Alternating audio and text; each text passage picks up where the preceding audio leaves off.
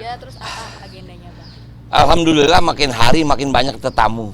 Ya artinya tetamu yang ingin ikut pesta. Nah, siapapun yang ingin ikut pesta, nyok kita pesta rame-rame. Dari segala macam komponen. Nah karena itu saya udah bilang sama tetamu-tetamu, waktu kita pendek, tolong ente atur, ane mau turun di rumah ente. Nah, artinya kita bagi deh satu tempat misalnya, kalau bisa sekali 7 titik supaya nggak dalam satu hari jalannya jauh, misal seperti itu. Nah artinya karena memang teman-teman semua ini sadar bahwa memang Jakarta ini punya kita, harus kita isi, harus kita bangun. Walaupun pilihan tentu ada di masyarakat, nah itu sebuah pilihan. Saya cuma berharap mudah-mudahan pilihannya nggak dibuang percuma gitu. Silakan mau pilih siapa supaya apa, selesai tuntas nih. Kalau bisa satu putaran cukup, jadi nggak capek kita. Kita udah capek dari pileg, pilpres, sekarang pilkada. Dan memang besok tuh 5 tahun nggak ada pilkada, nunggu setelah 5 tahun lagi. Ini kesempatan untuk kita segera bebenah, itu istilahnya. Bang izin, ini kan kalau di Jakarta khususnya 5 tahun kemarin politik identitas tuh Ya, kuat banget ya. betul. Mungkin apa yang strategi apa yang dilakukan oleh Pramono Rano untuk menghindari adanya politik identitas di pilkada ini? Makanya itu kita pilih ketuanya yang gendeng, calontong, supaya apa? Kita mau happy, kita mau bahagia. Artinya apa? Karena kita nggak mau terperangkap dengan apa ya, titik jenuh. Sebetulnya maaf nih, mungkin kita ini jenuh, tapi karena ini sudah menjadi kalender nasional yang harus kita jalankan. Karena itu mari kita berbahagia, bersenang-senang, tapi bukan berarti bercanda, enggak, serius. Target utama menang, bagaimana mencapainya. Nah yang ingin kita capai, menang itu dalam kebahagiaan. Kalaupun kalah juga kalah dalam kebahagiaan. Itu filosofi yang memang Mas Pramono Anung mau, dan saya juga mau seperti itu. Itu intinya sebetulnya. Bang, kan akhir-akhir ini ada fenomena ini coblos 3-3. Ya. Nah itu gimana strategi dari Pramono Rano menghadapi itu? Apakah nanti dari kampanyenya atau tim sesnya nih, apa gebrakan yang akan dilakukan supaya suara Pramono Rano nggak tergerus? Nah inilah salah satu tetamu yang datang ini, mereka juga nyampein, Bang, ini ada wacana bakal nyoblos 3. Saya bilang pasti nyoblos 3. Orang 3 pasang. Masa semuanya? Loh, artinya kan secara realitanya kan gitu. Sekarang kalau dia coblos 3-3-nya rugi. Suaranya buang percuma, nggak usah datang ke TPS. Bolong aja. Nah sekarang ini apa mau begini gitu. Ini Jakarta ini punya kita. Ayo tinggal pilih, mau pilih maaf mau pilih Kang Emil mah enggak. Mau pilih Sidul lebih bagus. Mau pilih yang perorangan silahkan. Pilih, jangan dibuang. Ngapain capek? Ini Jakarta harus dibangun, ditinggal jauh ibu kota pindah. Ayo mau kemana kita? Maaf kemarin saya datang misalnya ke daerah Kalideres, saya datang ke daerah-daerah padat. Lihatlah kita bagaimana Jakarta ini ada satu wilayah PDAM ini sudah hampir 3 bulan nggak keluar. Kalaupun keluar bau. Nah ini harus dibenahi, masa mau begini terus? Nah jadi artinya bayangin loh, maaf saya ini udah nyaman, saya sudah di DPR. Lebih bagus saya fokus saja memikirkan bagaimana dunia pendidikan, kebudayaan. Tapi maaf di saat saya disadarkan dengan satu ucapan, Jakarta mau kemana setelah ibu kota ini pergi? Itu yang membuat saya terbangun. Saya bilang, oh kalau gitu udah saya bismillah. Nah inilah saya memberikan keyakinan masyarakat. Silakan pilih pimpinan, jangan buang energi percuma. Cari yang terbaik menurut Anda. Mungkin saya bukan yang terbaik, tapi sebagian orang menganggap saya yang paling baik. Itu wajar.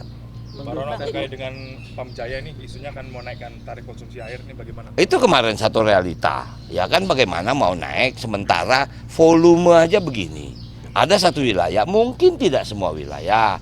Saya sempat paham karena maaf, Waduk Karian yang ada di daerah Banten di Lebak, itu pada waktu saya masih di gubernur. Waduk Sindang Hela itu sebetulnya sumber air baku untuk Jakarta. Tapi memang harus pipanisasi. Nggak mungkin bawa air dari daerah Lebak ke Jakarta.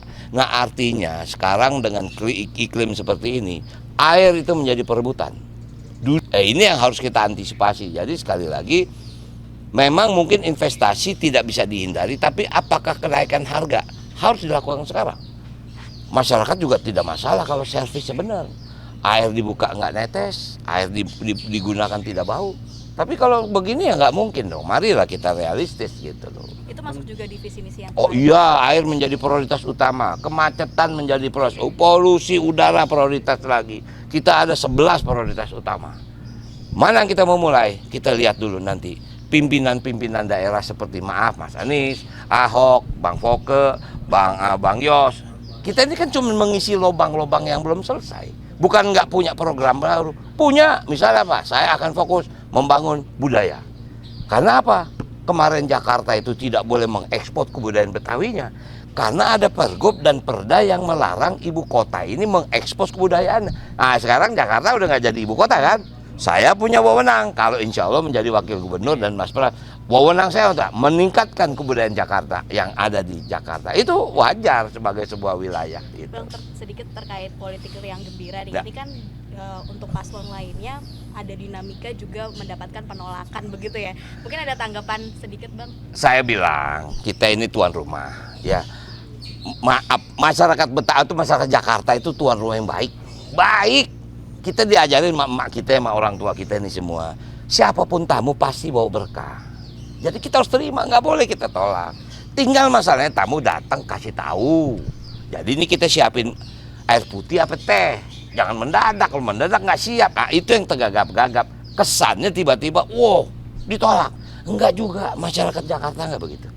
Apalagi kalau kita mau bicara sejarah. Zaman dulu kecil nih saya, di setiap rumah orang Jakarta itu di depannya ada kendi. Ada air putih. Itu bisa buat cuci tangan, bisa buat wudhu. Itu tandanya apa? Welcome. Nah jadi ya saya tidak harus mengatakan minta maaf kalau pernah terjadi. Ini mungkin masalah miskomunikasi aja. Tapi karakter masyarakat Betawi itu adalah tuan rumah yang baik. Tidak Oke? ada indikasi gerakan dari beberapa pihak begitu yang untuk kemudian menolak paslon lain? Nggak ada. Nggak mungkin. Tapi walaupun mungkin ada satu yang memang kita agak aneh itu. Tapi saya tidak mau terperangkap. Saya berharap timnas kita menang lawan Australia. Di sini penontonnya bobotoh dan jackmania. Saya mau olahraga itu sportif.